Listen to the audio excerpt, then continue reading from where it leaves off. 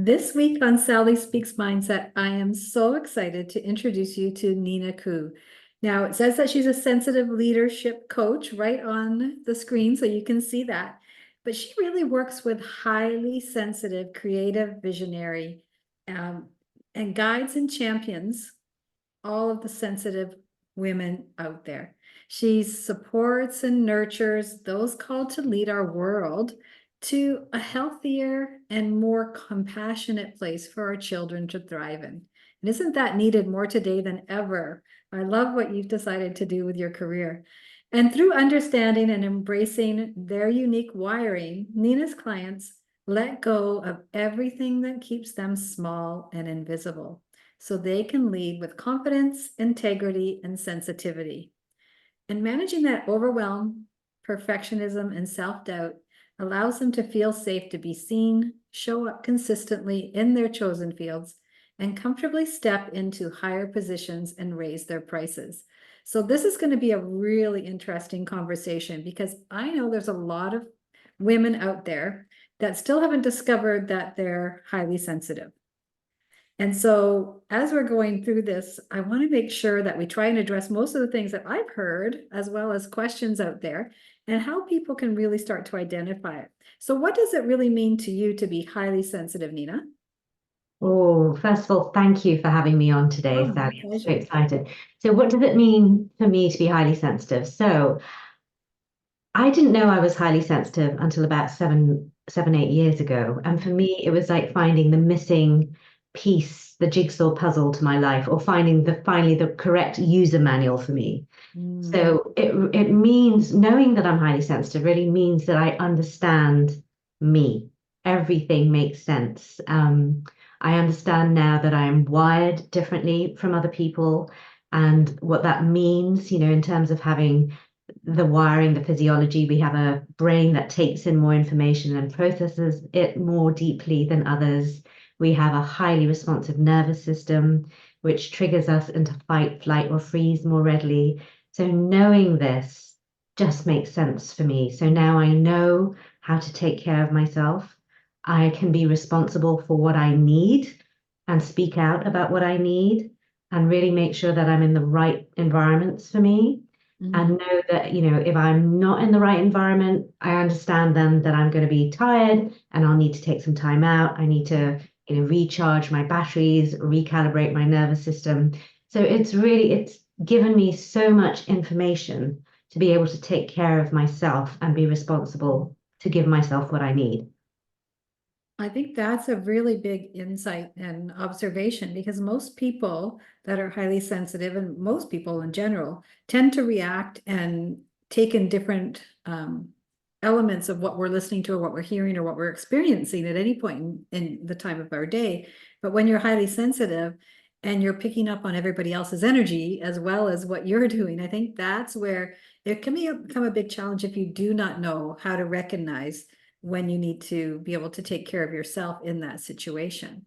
So can you give us an example of what something like that would look like for one of your clients? So, it's exactly that. It's like knowing that if you're in a busy environment or maybe you're in an open plan workspace in your Mhm. office, and you end up exhausted at the end of the day, or you start to get irritable, or you just can't concentrate and you can't focus. That's probably because you are flooded. Your highly sensitive nervous system is in overwhelm and it's Mhm. overstimulated. And so it's no wonder you're going to be exhausted and irritable and unable to focus. It's because Mhm. you're taking in so much information and you genuinely are just in overwhelm. Mhm.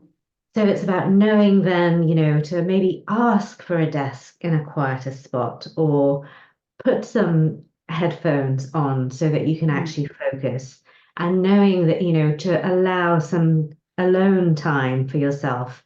If you have a commute, if you have to go home on the train, actually, that's probably a wonderful thing as long as it's not sort of jam-packed like sardines. But Mhm.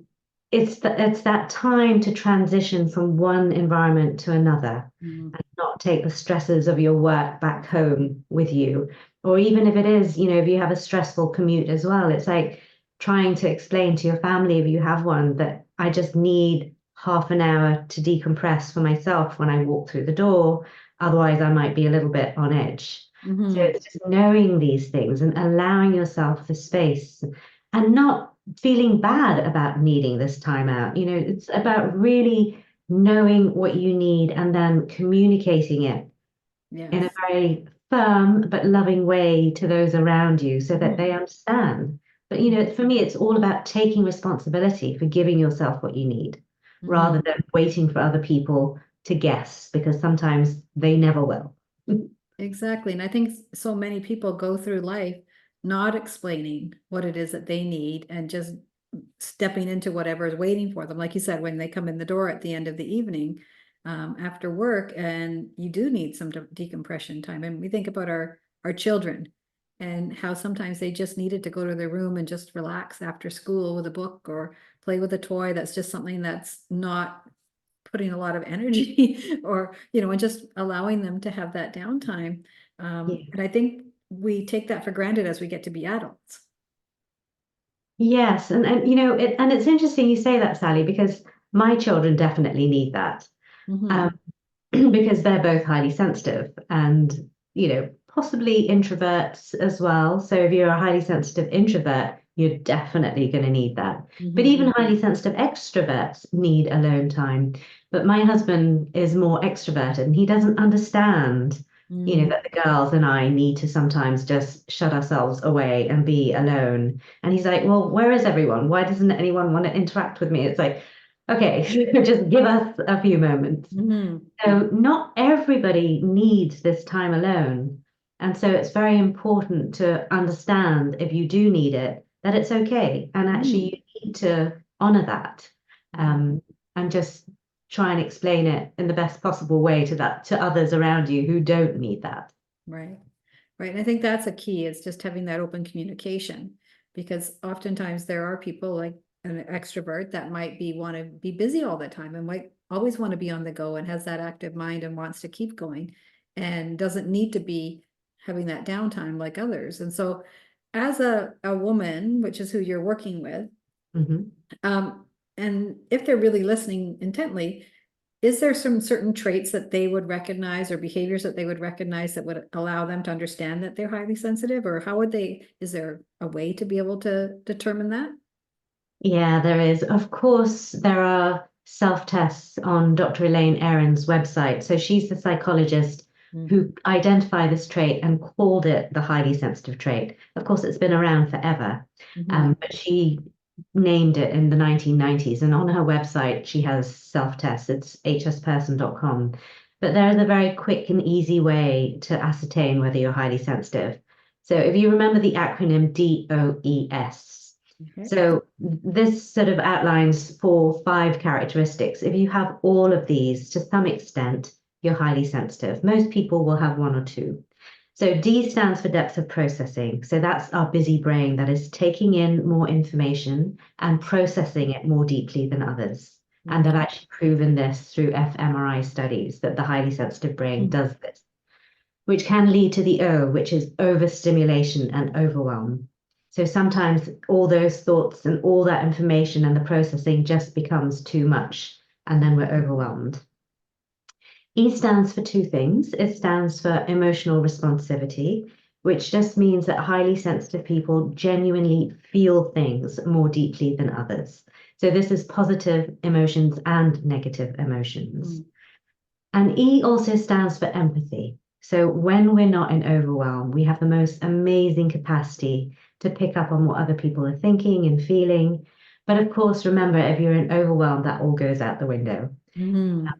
And finally, the S stands for sensing subtleties. So we notice small things that other people miss.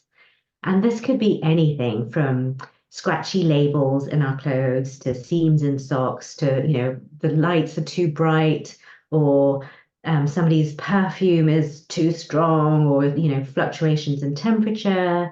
And it could also be sitting in a meeting and picking up on pieces of information and piecing them together because we're also very good at relating things to the big picture.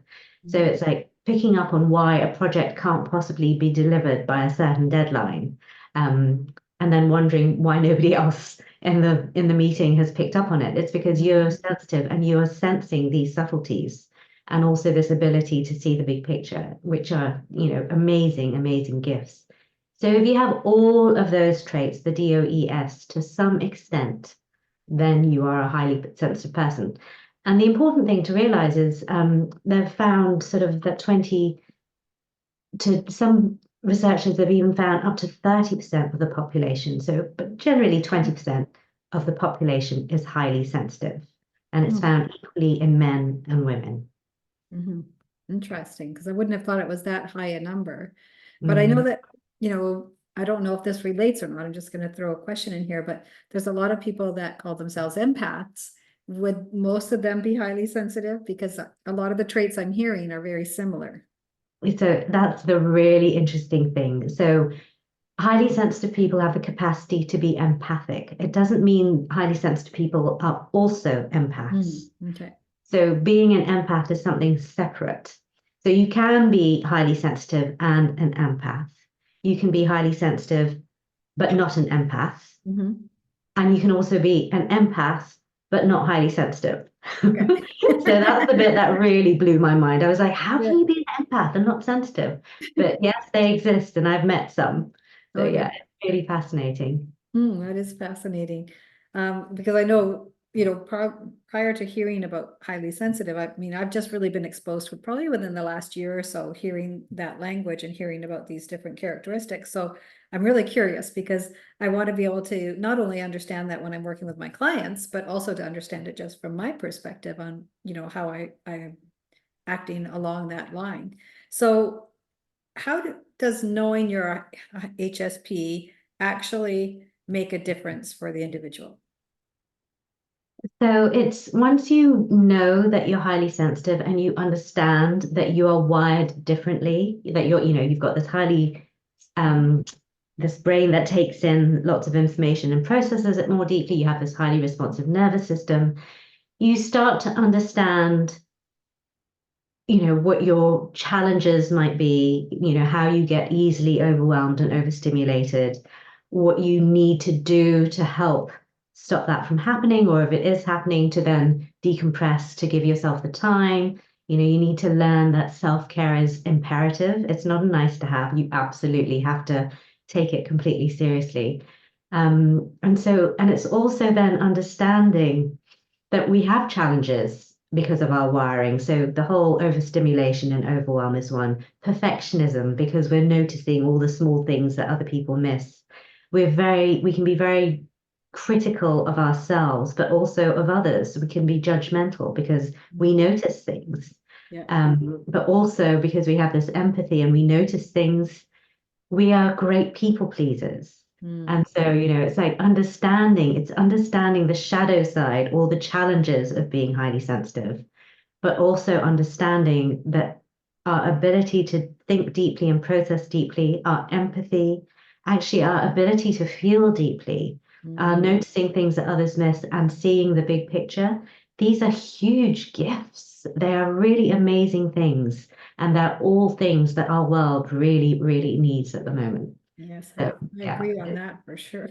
definitely. And I Yeah. love that you call them gifts because a lot of people wouldn't necessarily think of, their characteristics this way as being a gift. Because it's also, I think for a lot of people, it's understanding and learning how to manage through it and accepting it themselves and maybe making that shift from within. And that's where I suppose that you come in and working with the leaders that you work with. So why have you chosen to work with female leaders that are HSP? So it's been a process and a journey for me. So Mhm. discovering I was highly sensitive, and then it was like the light bulbs went off, and it sort of explained the whole of my life up to then. And then really learning about the trait and learning about what worked for me and doing the work on myself. Mhm. I started off actually just supporting parents and carers of highly sensitive children because that's how I kind of came into the Mhm. trait. It was like finding out I had a highly sensitive, well, actually two highly sensitive daughters. Um, and what a challenge that was parenting, especially one of them who has very fast moving energy. Um, so that's kind of where I started, but then I evolved and wanted to go back to coaching, especially women, which is what I did. And then just latterly in the last year or so, I've realized what amazing gift our sensitivity is, and the D and the E and the S, and how actually our sensitivity is our greatest leadership asset. And Mhm. so seeing what is going on out there in the world, and then seeing the inequalities and the inequities between men and women, and how we've been in this whole patriarchal cycle for, centuries and centuries. I really feel that we need more sensitive female leaders in the world. And Mhm. so I've really come to want to nurture and encourage women who are highly sensitive to see their sensitivity as the gift it is, and to really be willing to step into this into positions of leadership. Because if we have more sensitive female leaders in the world, I think the world will be a much better place to live in. Mhm. Yeah, I can understand that because having come from the corporate world and working in a lot of male dominated industries, I started to take on the masculine energy and start to create, my patterns around that. Whereas now that I've been gone from that for over 3 years, almost 4 years now, it just feels so freeing to be able to actually tap into not only the feminine energies, but to being a leader amongst leaders, letting women know they don't have to change in order to suit the organization. The organizations will benefit from this gift that you have in showing up in your true authenticity. And if you're an HSP, especially because there are so many women that are needed in the leadership roles that can bring that forward to others Yeah. and recognize somebody else that might be struggling with the same characteristics to be able to nurture and coach them, right? I coached Yeah. people my whole career, and yet there was not tools for us to be able to identify why somebody was the way that they were, whether, they were having that overstimulation or whether they were sensing things in a different fashion than others, because we were sort of all painted with the same brush, and hopefully everybody will come out at the end successful. But I love that you've chosen to work with sensitive female leaders, because it will make a huge difference to not only the corporate world, but to the world in general. Yeah, I firmly believe that. And I had a few years in corporate, possibly in a similar industry to you. So I worked in the technology department of a Mm. debt derivatives global investment bank. And it Mhm. was very masculine, and very testosterone fueled, and a little bit toxic at times, I must say. And I think what you said is absolutely right, is that the women in those industries, in those departments, almost have to become more masculine than the Mhm. men itself in order to rise. And it's such a shame. And it's because in the West, we don't see sensitivity as a strength. We see it as a weakness. Mhm. And there's so much emphasis on, resilience and being toughening up and just getting on with things. And then companies wonder why some of their best employees end up burning out, or Mhm. they have to pay so much out in sick pay because your workforce is ill and stressed. Right. And so it's so important to just start to really open up to this idea that sensitivity is a gift, and it's a great Mhm. thing, because we are the Mhm. ones who see things that others, miss. And all this sort of stuff. And we're the ones who think deeply. But also, I think sensitive people need to be encouraged. We need to be encouraged to speak out. We don't like working under scrutiny. We kind of like being told what to do and then being left to get on with it and just having a bit of guidance now and then. But there's very specific ways that you can Mhm. really nurture the sensitive person. And I think until the companies realize this, they're probably not making the most of their sensitive workforce. Mhm.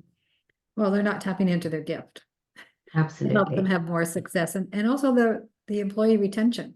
Because we know today there are a lot of choices, but people will be quick to make a decision to leave a company if they're not being felt and heard, Yeah, right, in the right fashion. absolutely. So, if they're not being honored for their value that they're bringing to the organization, it makes a big difference from retention, and it's very expensive to find a replacement for people. Absolutely. So I love that you're really a advocate for this, because I know that it's definitely needed, and there's so many women in the workforce today that are highly sensitive people and Mhm. men that need to be bringing their gift forward. So now, what are some of the common challenges that your clients may be experiencing in the workplace, and how are they able to overcome that? So the leaders that are out there, how are they recrafting themselves and um, I guess representing themselves to be able to get that power back and to be able to bring their gift forward? So I think the first thing is if they suspect they're highly sensitive and they fulfill the DOES characteristics, it's first of all then start to read and find out more about Mm. sensitivity. What is it and what does it mean?